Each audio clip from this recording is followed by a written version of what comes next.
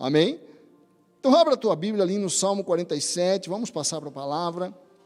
Salmo 47, eu queria falar um pouquinho sobre o reinado do Senhor Jesus sobre nós, sobre Jesus como nosso rei, sobre Deus como nosso rei, a nossa relação, nós temos muito essa relação de Deus como Pai, né, como Senhor, e nós não meditamos muito que o Senhor é o nosso rei, um grande rei, e eu queria abordar um pouco sobre isso, falar sobre quem é o nosso rei, falar sobre o retorno do nosso grande rei, e a Bíblia diz ali no Salmo 47, batei palmas todos os povos, celebrai a Deus com vozes de júbilo, pois o Senhor Altíssimo é tremendo, é o grande rei, presta atenção, é o grande rei de toda a terra, o Senhor Altíssimo é tremendo, é o grande rei de toda a terra, ele nos submeteu os povos, aqui ele já está falando da realidade de Israel e falando profeticamente o que vai acontecer com o povo de Deus nos últimos dias. Ele nos submeteu os povos e pôs sob os nossos pés as nações. Escolheu-nos por herança a glória de Jacó, a quem ele ama, isto é, Israel, a nação de Israel. E a Bíblia diz que a igreja, nós somos o Israel de Deus. O apóstolo Paulo fala isso. Nós somos o Israel de Deus. Escolheu-nos a nossa herança, a glória de Jacó, a quem ele ama. Subiu Deus por entre aclamações. O Senhor ao som de trombeta. Salmodiai a Deus, cantai louvores. Salmodiai ao nosso rei. Cantai louvores. Deus é o rei de toda a terra. Salmodiai com harmonioso cântico. Então a Bíblia fala aqui duas vezes que Deus é o rei de toda a terra, grande rei. O salmista, numa poesia entusiasmada, fala de que Deus é o teu rei. Você tem um rei. Nós temos um rei. Embora nós não pensemos muito nisso. Nós não paramos para pensar que o Senhor é o rei. O que é um rei? Qual é a função do rei? Por que Deus é o nosso rei? Porque a Bíblia menciona aqui ao Senhor, e a Bíblia diz que Jesus fala isso quando ele é questionado por Pilatos. Então tu és rei? Jesus fala, foi para isso que eu nasci. Eu vim aqui para ser rei. Vim aqui para dar testemunho da verdade. E a verdade é que eu sou o grande rei. É como se Jesus estivesse falando isso para Pilatos. Diante do representante do reino da época, do império então, que era Roma, Jesus diz, eu nasci para ser rei, e a Bíblia diz, de toda a terra. Essa é a posição do nosso Senhor Jesus. Não é apenas uma figura, um mestre religioso, que veio para nos ensinar bons caminhos.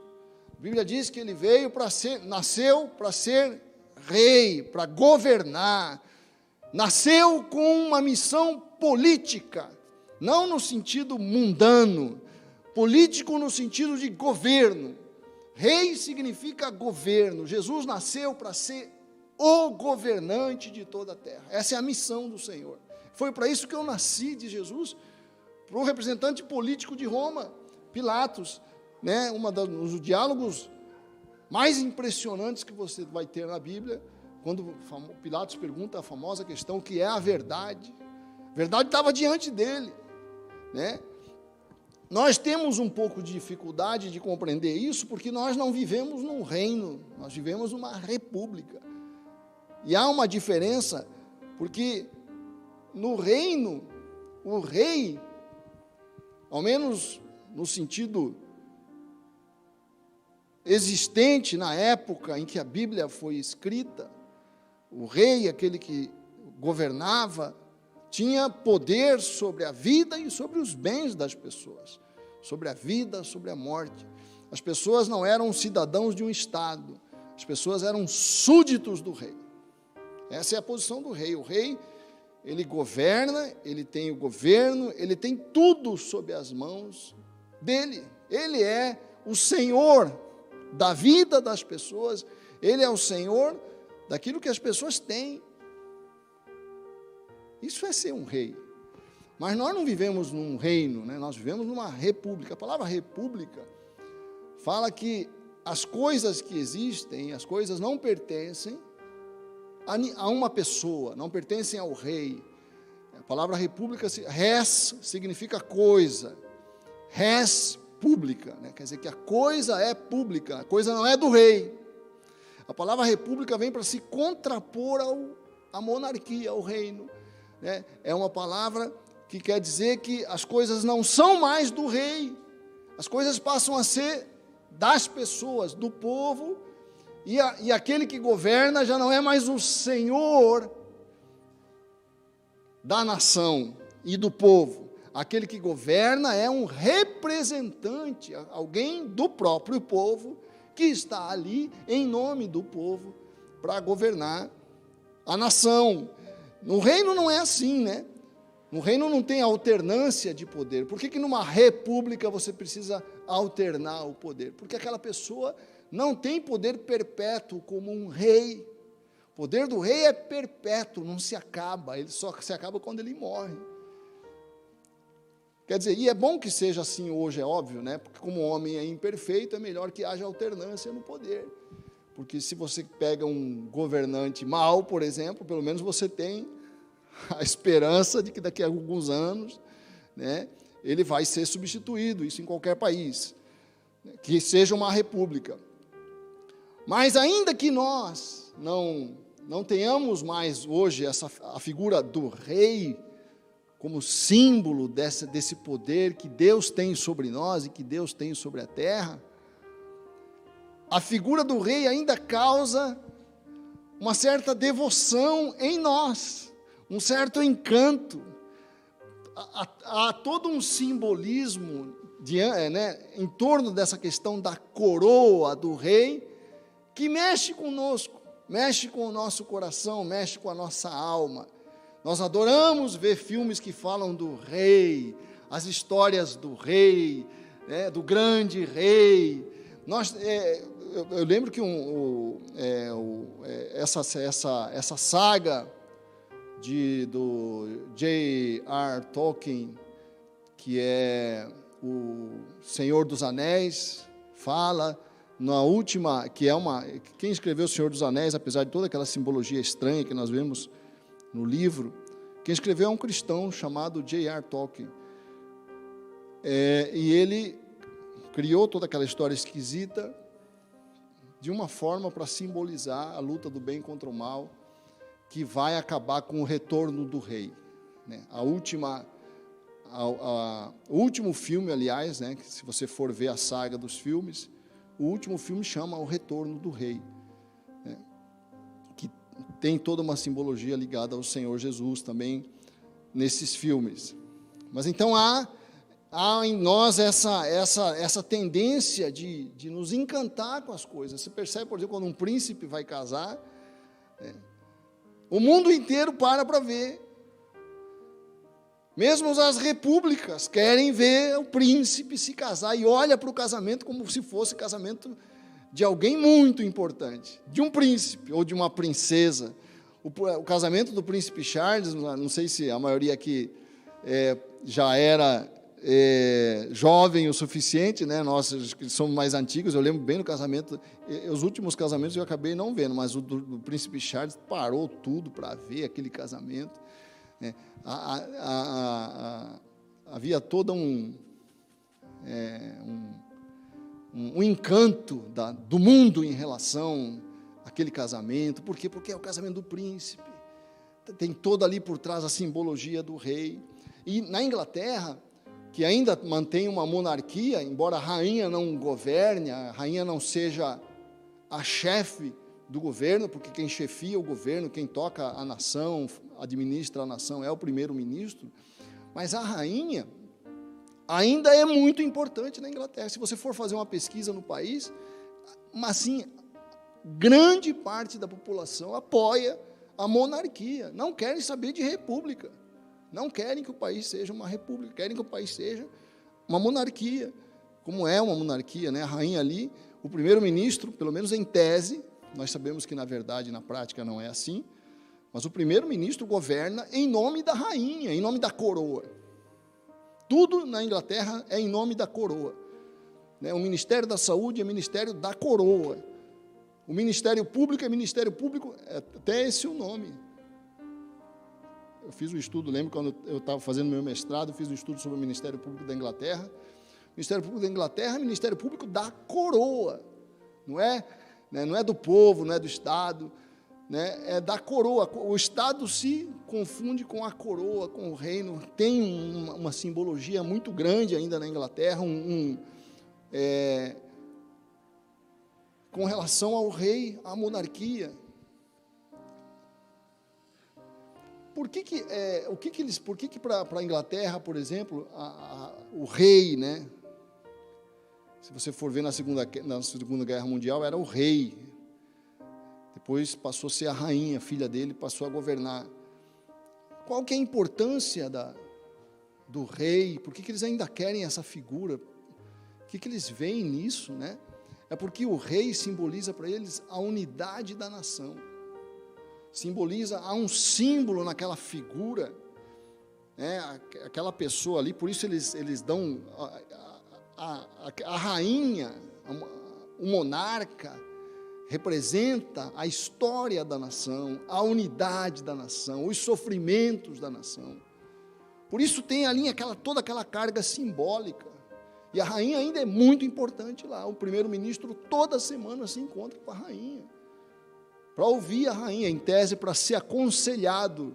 Essa é a liturgia desse encontro. Ele vai lá para ser aconselhado pela rainha.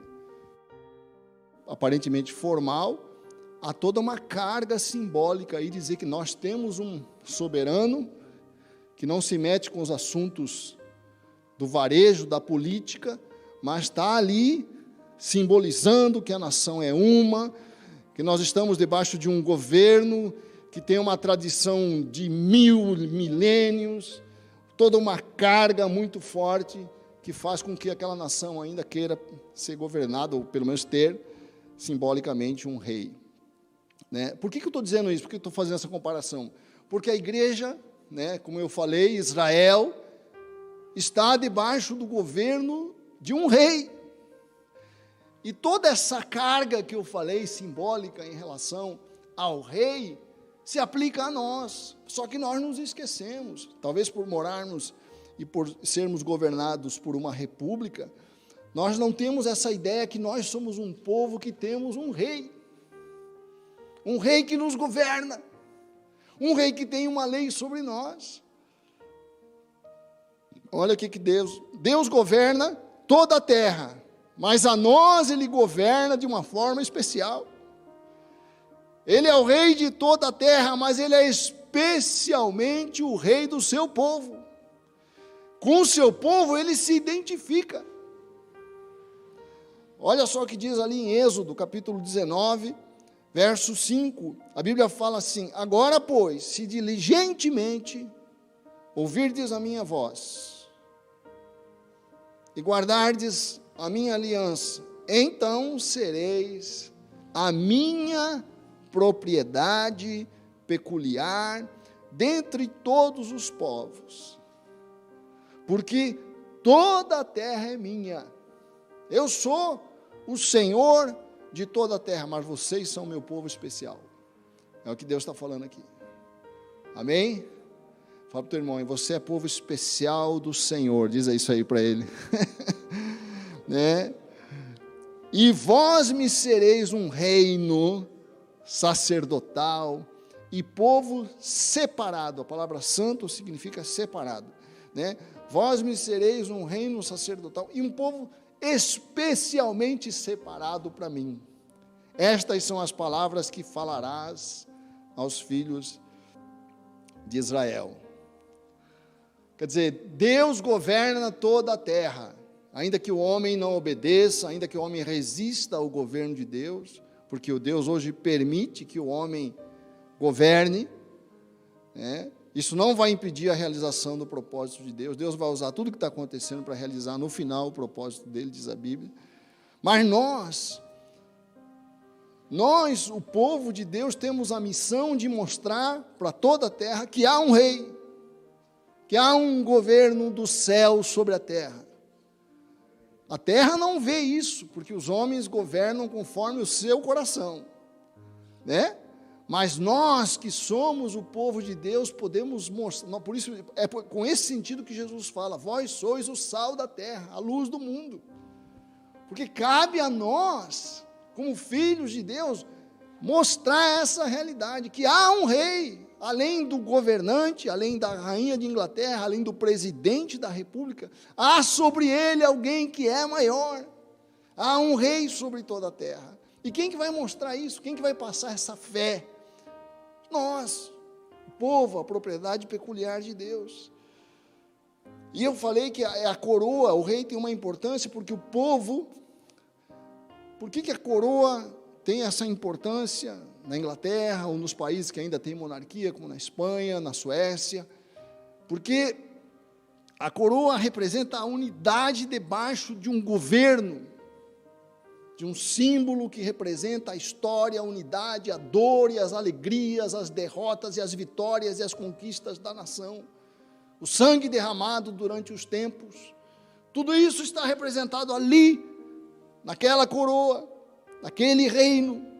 Esse é o símbolo do cetro do governante. Aquele cetro não é só daquele rei, mas é toda uma história de séculos que estão ali concentrados na coroa do rei, na pessoa do rei. Por isso passa de pai para filho, né? Então nós estamos unidos sob o mesmo rei. Nós também, nós filhos de Deus, nós que conhecemos o rei Jesus, estamos unidos sob o mesmo rei. Mas unidos em que sentido? Quando eu falo que nós estamos unidos debaixo do governo do rei, a primeira coisa é exatamente isso. Nós estamos unidos sob o mesmo governo. Você está debaixo de um governo. Vamos parar de pensar religiosamente nas coisas, como se eu estivesse seguindo uma religião. Eu não sigo uma religião, eu sigo a um rei. Você segue ao grande rei, que vive, está ali. Eu não posso ver, mas a minha fé pode abrir os meus olhos para eu saber que a minha vida está debaixo do governo do grande rei.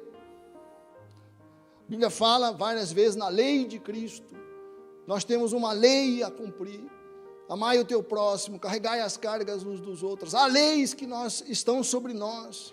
Quando nós obedecemos, nós mostramos que estamos num certo reino, né? Você vive no Brasil, mas você pode viver, se quiser, hoje no reino de Deus, debaixo do cetro do rei Jesus. Quem está entendendo, diga amém. Né? Quando eu cumpro a lei de Cristo, eu estou aceitando o governo dele. Quando você anda na lei, você já está no reino de Deus. Quando nós oramos a oração do Pai Nosso, não é à toa que você fala, venha o teu reino, venha a vós, venha a nós, o teu reino, o vosso reino. Que reino é esse? É o reino do grande rei. É o reino que existe. Por isso eu peço, venha o teu reino. Por isso a Bíblia fala, seja feita a tua vontade, na terra como no céu. Governa aqui como o Senhor governa aí. Governa a nós, igreja, como tu governas os teus anjos que te obedecem. Venha o teu reino, né? Quando você faz a oração do Pai Nosso, você está sendo um cidadão do reino. Se você faz com fé, se você faz com o coração dentro da oração, venha o teu governo, venham as tuas leis, me ajude a obedecer. Por isso eu digo, faça a tua vontade, me ajuda a ser um bom cidadão do teu reino, um bom súdito do rei Jesus. Quero que tu governes a minha casa, a minha família, meu coração. Venha o teu reino, né? A Bíblia fala em Provérbios 29, 2, que quando os justos governam, alegra-se o povo. Mas quando o mal, o cruel, o ímpio domina, o povo geme. Quer dizer, por isso nós temos que, nós estamos ligados a nenhum governo específico. Nós oramos pelos governantes, seja no estado, seja no município, seja o governo federal, não importa quem está lá, nós temos que orar. Mas nós não podemos ter uma relação com o governante que está hoje ali, de uma forma, seja aqui no município, seja aqui, nós temos que ter um respeito pelo governante. É isso que a Bíblia nos aconselha, uma relação de respeito. E orar para que eles governem bem, desejar isso, torcer pelo governo, né? Seja qual for, torcer para que eles governem bem, para que nós tenhamos paz, orar, Deus ajuda esse sujeito aí a governar bem, em qualquer área, né? Porque nós precisamos de bons governos, mas mais do que isso, mais do que bons governos, nós precisamos estar debaixo do governo do nosso rei. Ele é o nosso rei, ninguém mais. Amém? Então eu sempre oro nesse sentido: Deus, venha o teu reino sobre a minha casa, venha a tua harmonia, venha o teu Espírito governar aqui, para que não haja conflitos, para que não haja dor. Traz a saúde do teu reino, traz a bênção do teu reino, traz as coisas. Eu quero o rei aqui dentro da minha casa, governando. Quando uma pessoa se converte, por isso que nós pregamos o Evangelho. Nós temos que entender isso, porque parece que a gente se esquece que há uma questão, entre aspas, política. Jesus veio para exercer um governo político, né? O que é político? Político significa governar. Político, a palavra político vem de cidade, é o governo vem de polis. A palavra política vem de polis, significa cidade e significa governo, governo da cidade.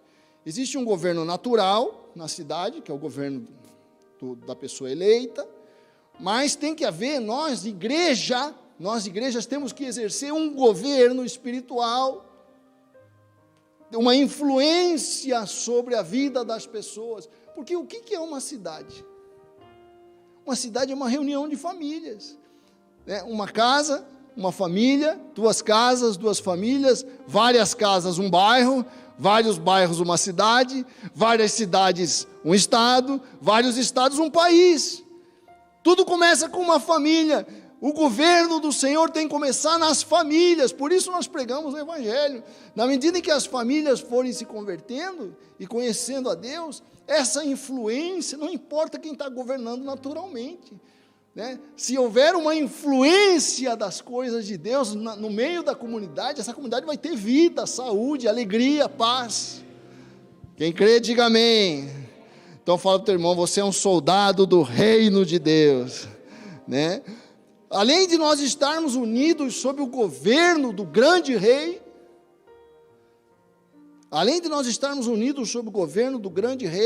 nós estamos unidos debaixo da mesma proteção desse grande rei.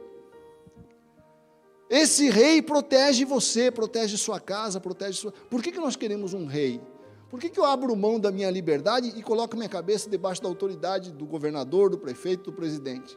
Por que você paga imposto? Né? Você fala assim: eu vou pagar meu IPVA, mas vocês coloquem segurança nas ruas. Há uma troca. A cidadania é uma troca. Eu dou um pouco para o governo e o governo garante algumas coisas para mim. Essa é a relação, é um contrato social, né? É uma relação em que eu espero. Por isso que muitas pessoas, quando pagam impostos, elas reclamam, né? Eu pago imposto, mas não tenho estrada, não tenho saúde, não tenho segurança. As pessoas não reclamam assim. Quando elas reclamam dessa forma, elas estão, na verdade, revelando com essa reclamação que elas acreditam numa coisa: eu estou neste estado, eu sou fiel a este estado, mas este estado tem que me proteger, tem que me dar segurança, tem que pôr polícia na rua. Não é assim? É assim, e as coisas funcionam dessa forma, e é assim também no reino de Deus. Você é súdito do grande rei, então o grande rei assume a tua segurança. Ele diz: você está debaixo da proteção dos meus anjos, porque os meus anjos, os meus vigias, os meus guardiões, vão proteger você porque você é súdito do meu reino. Quero ver um amém. Você tem que ter essa confiança. Jesus não é só o teu rei, Ele é o teu protetor, Ele é a tua segurança, né? Porque essa é a relação com o nosso rei. A Bíblia fala, Israel não era uma nação que tinha rei. Interessante isso.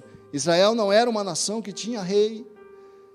Todas as nações tinham reis, Israel não tinha, porque Israel era governado por profetas, que eram os juízes, né? E o último juiz foi Samuel. E a Bíblia fala que Israel queria um rei, e Samuel já estava velho.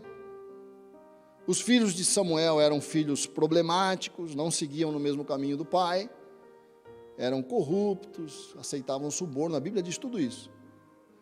Aí Israel se reúne quando Samuel já está para entregar o seu ofício, e Israel se reúne diante de Samuel e fala assim: nós queremos que você aponte para nós um rei. É uma cena interessantíssima na Bíblia. A nação se reúne e fala: nós queremos um rei como todas as outras nações. Aí Samuel fala: vocês não sabem o que vocês estão pedindo. Vocês não têm rei porque Deus governa vocês. Não, nós queremos um rei. Nós queremos alguém que nos lidere contra os nossos inimigos. E Samuel fala: então eu vou falar uma coisa para vocês. Vocês querem um rei? Deus vai dar um rei para vocês. Mas o rei vai tirar as filhas de vocês, vai pegar os filhos de vocês, vai pôr nas guerras, vai colocar impostos nas costas de vocês, vai colher a colheita de vocês, vai se aproveitar de vocês. Não tem problema, respondeu o povo. Nós queremos um rei que saia conosco e nos lidere nas nossas batalhas. Vamos ler? Está lá em 1 Samuel, capítulo 8, verso 18. Diz assim: então, Samuel falando, né? Depois de Samuel falar tudo aquilo, olha, o rei vai abusar, vai fazer um monte de coisa. Então, naquele dia, Samuel falando: clamareis a Deus, né? Por causa do vosso rei que vós houverdes escolhido. Mas o Senhor não vos ouvirá naquele dia. Por quê? Por que o Senhor não vos ouvirá? Vocês insistiram em ter o rei, agora vocês têm o rei. Né? Vai ter uma hora que vocês vão reclamar do rei de você, Deus não vai ouvir. Né? Porém, o povo não quis ouvir a voz de Samuel. E disseram: não, mas haverá sobre nós um rei, e nós também seremos como todas as outras nações. E o nosso rei, eles queriam essa figura emblemática, simbólica, do rei, né? O rei tem essa simbologia, essa força simbólica, porque representa Deus, de uma certa forma, né? Representa que um dia nós teremos um rei justo, bondoso, que governará sobre toda a terra, né? Mas eles estão falando: nós queremos, e também seremos como todas as outras nações, e nosso rei nos julgará, e sairá diante de nós e fará as nossas guerras. Ou seja, ele vai ser o nosso protetor, ele vai ser o nosso líder. Nós queremos um líder que guerreie conosco, não queremos mais só um profeta, queremos um rei, um grande general que esteja à nossa frente, né? E nós temos esse rei, é pela fé, mas nós temos. Você está debaixo da proteção dele, da segurança dele. A Bíblia fala lá no Salmo 18, verso 1 e 2: eu te amarei, ó Senhor, fortaleza minha. O Senhor é o meu rochedo, o meu lugar forte, o meu libertador, o meu Deus, a minha fortaleza, em quem confio, meu escudo, a força da minha salvação, o meu alto refúgio. Amém? E nós vivemos nestes dias, né, um momento de grande insegurança em relação à nossa saúde, em relação ao futuro. Fico vendo os irmãos, vendo o Heleno, o Dioceles ali, os irmãos que têm a Rosa, que são autônomos, que têm empresa. É um momento que a gente precisa de fé, porque as pessoas que dependem do funcionamento da economia para poder organizar o seu futuro, planejar as coisas. Não é um momento fácil. Mas é um momento que nós pensamos, mas eu tenho um grande rei sobre mim. Um grande rei que cuida da minha segurança, que sabe o meu futuro, que conhece o meu nome.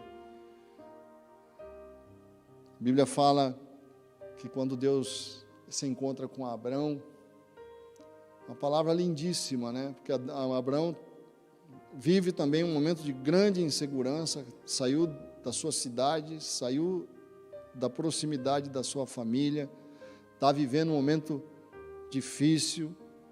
Deus aparece para Abrão lá em Gênesis 15, verso 1, a Bíblia fala, depois destas coisas veio a palavra do Senhor a Abrão em visão, dizendo, não temas, Abrão, não temas, Abrão, eu sou o teu escudo, o teu grandíssimo galardão, ou seja, tua grande recompensa. Amém? Então temos que pegar essa palavra para nós. Nós temos um grande rei, nós temos uma proteção, você não está solto, você não está desamparado, você tem escudo. Nós temos que ter essa consciência. Nós somos um povo especial, não é arrogância, não é presunção, é o que a palavra de Deus está nos afirmando. Eu sou a propriedade peculiar do grande rei de toda a terra. A Bíblia fala lá no Salmo 20, vamos ler, versos 6 a 9. Agora sei que o Senhor salva o seu ungido. Ele ouvirá desde o seu santo céu, com a força salvadora da sua mão direita. Uns confiam em carros, outros em cavalos, mas nós faremos menção do nome do nosso grande rei, do Senhor nosso Deus. Uns encurvam-se e caem, mas nós levantamos e estamos de pé. Quero ouvir um amém? Salva-nos, Senhor, ouça-nos o Rei, quando clamarmos. E também nós estamos unidos sob o governo do grande rei, nós estamos unidos sob a proteção do grande rei, nós estamos unidos sobre o amor do grande rei. Essa é a coisa mais preciosa. Deus não só nos protege, Deus não só cuida de nós, Deus ama você como um filho. Jesus é um grande rei, e há uma diferença quando um rei ama o seu povo. Quando a relação não é só de exploração, de governo, a relação não é só política, a relação é de afeto. Fala assim, aleluia. Nós temos alguém que governa sobre nós, você não está sem governo. Aquele que governa a tua vida, que sabe o dia que você vai morrer e como, ele ama você. A Bíblia fala em Oséias 11, verso 1 e verso 4, diz assim, quando Israel era menino, eu o amei. Ó Deus falando, eu olhei para Israel e senti amor. Quando Israel era menino, eu o amei, do Egito chamei a meu filho. Atraí-os com cordas humanas, com laços de amor, e fui para eles como os que tiram o jugo de sobre as suas queixadas, e lhes dei mantimento, sustento, provisão. Quero ouvir um amém. Você viu o pai que não pensa na provisão do filho? Deus está pensando na sua provisão, no seu futuro, porque Ele te ama. Nós temos que entrar nessa fé. Mas será que vai acontecer isso? Olha, aconteça o que acontecer, Deus está no governo, e o governo dele é para a minha bênção, porque Ele me ama. Há uma relação de afeto, há uma relação de amor. Interessante, nós estávamos falando sobre a Inglaterra, né? Lá quando a rainha faz aniversário, é uma festa na nação, a nação celebra o aniversário da rainha, porque há uma relação, há um carinho pela rainha também, pela pessoa, né? E há um carinho da rainha pelo povo. Imagina o rei Jesus, o carinho do Senhor pelo seu povo. Ele que conhece, como diz lá no Evangelho de João, né? Eu conheço as minhas ovelhas pelo nome. Lá em Mateus, quando a Bíblia fala aquele famoso texto, buscai o reino de Deus, né? A Bíblia fala assim, Mateus 6, não andeis, pois, inquietos, dizendo o que comeremos, o que beberemos, ou com que nos vestiremos, porque todas estas coisas os gentios procuram. De certo, vosso Pai Celestial bem sabe, diga bem sabe. Eu quero que você sublinhe na tua Bíblia, bem sabe. Ah, mas e o que vai acontecer com Deus? Bem sabe o que vai acontecer com você amanhã, no mês que vem, no ano que vem. Aleluia. E Ele sabe com carinho, com afeto, está cuidando disso. Mas buscai primeiro o reino do grande Rei e a sua justiça, e todas estas coisas vos serão acrescentadas. E para terminar, meu querido, eu queria dizer que nós estamos unidos sob o governo, sob a proteção, sob o amor do grande Rei. Amém, Monique? E sob a esperança do retorno do nosso Rei. O Rei vai voltar. Está na hora de nós começarmos a nos lembrar disso. Não sabemos se é na nossa geração, se é daqui a 1000 gerações, ninguém sabe isso. Ah, mas Jesus está voltando. Quem que sabe? Quem pode dizer isso? Ninguém sabe. Existem muitas. Já ouvi os 2000 anos depois que nós estamos debaixo do governo do Senhor na igreja. Muita gente já se enganou, então eu não vou fazer nenhuma previsão para não entrar nessa lista. Uma coisa eu sei. Vai amanhecer um dia nesta terra em que o retorno, que vai ser o dia do retorno do grande Rei. Essa tem que ser a nossa fé. Vai amanhecer um dia como esse aqui. Nós vamos dormir de noite. Talvez nós não, né? A geração do último dia, do grande dia. A Bíblia fala no grande dia do Senhor. Vai ter uma geração que vai dormir de noite e vai acordar de manhã e vai ver a vinda do Senhor sobre as nuvens, como diz a palavra, com grande glória, né? Jesus, quando estava falando sobre o questionamento de Jesus, sendo questionado pelos sacerdotes ali, quando ele foi preso, lá em Marcos, capítulo 14, a Bíblia diz que os sacerdotes questionavam a Jesus, e diz o verso 61, que ele calou-se e nada respondeu. O sumo sacerdote lhe tornou a perguntar, e disse-lhe, és tu o Cristo, o Filho do Deus bendito? Jesus disse, eu sou. Vereis o Filho do Homem assentado à direita do poder de Deus, e vindo sobre as nuvens do céu. E ali em Mateus 24, Jesus fala da sua vinda e fala assim, lá no verso 30, e aparecerá no céu o sinal do Filho do Homem, e todas as tribos da terra se lamentarão e verão o Filho do Homem vindo sobre as nuvens dos céus com poder e grande glória. E ele enviará os seus anjos com clamor de trombeta, os quais ajuntarão os seus escolhidos, você, né? Desde os 4 ventos, de uma a outra extremidade dos céus. Amém? Essa é a esperança. Nós estamos unidos debaixo do mesmo governo.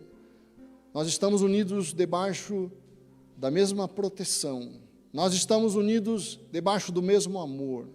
E nós estamos unidos debaixo da mesma esperança. A esperança do retorno do grande Rei. Essa é a nossa esperança. E nós temos que começar a alimentar o nosso coração disso. Esses dias eu pensava sobre isso. Qual que é a grande esperança do cristão?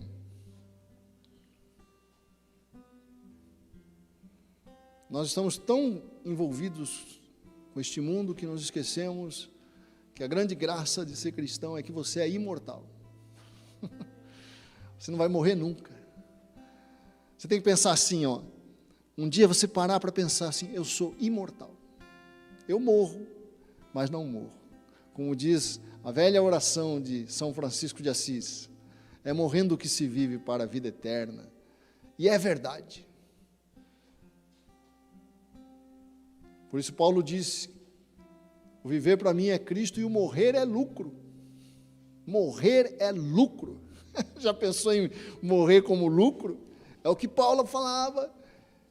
Nós somos imortais, porque pertencemos a um rei que ressuscitou dentre os mortos e vai ressuscitar cada um de nós. Essa é a grande realidade do Evangelho.